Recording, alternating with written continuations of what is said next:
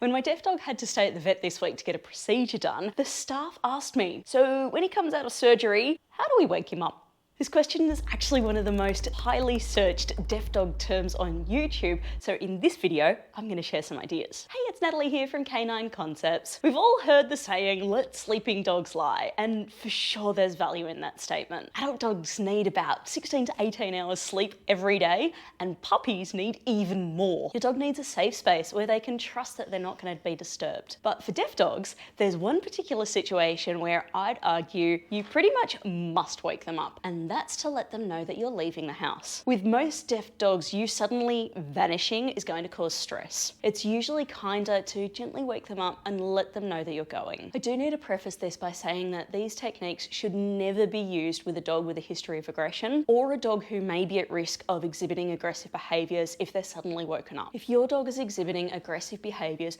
ensure that you work with a qualified trainer. Before you hire them, ensure that they do not use any aversive tools or intimidation, as this can make aggression worse. Thankfully, Havoc and I have been working on this for a long time. So what did I advise the vet staff? Well, we want to pair that experience of being woken up with something really great. Stinky treats are a perfect option. The stinkier the better. Hold the treat just in front of the dog's nose so that they can smell it. The strong smell has a good chance of rousing them eventually. Ensure the treat doesn't actually touch their nose. That could be really unpleasant. I like to use treats like dehydrated sardines, liver, and offal. What treats do you like to use? Let me know in the comments. Now, if your deaf dog doesn't wake up, and it's safe to do so, you can hold the treat in front of their nose and then just gently rest your hand on their shoulder. Feed them the moment they stir. For most deaf dogs, they shouldn't need more than a gentle hand. Now, if you can't use treats, say your dog needs to have a surgery later in the day like Havoc did, you can try simply walking past them. Some dogs will wake to the vibrations that travel through the floor. The more bouncy the floor, the more gentle your footsteps will need to be to ensure that you don't startle them. I have seen videos of people blowing in the faces of deaf dogs. Please know that this is often highly aversive to most animals,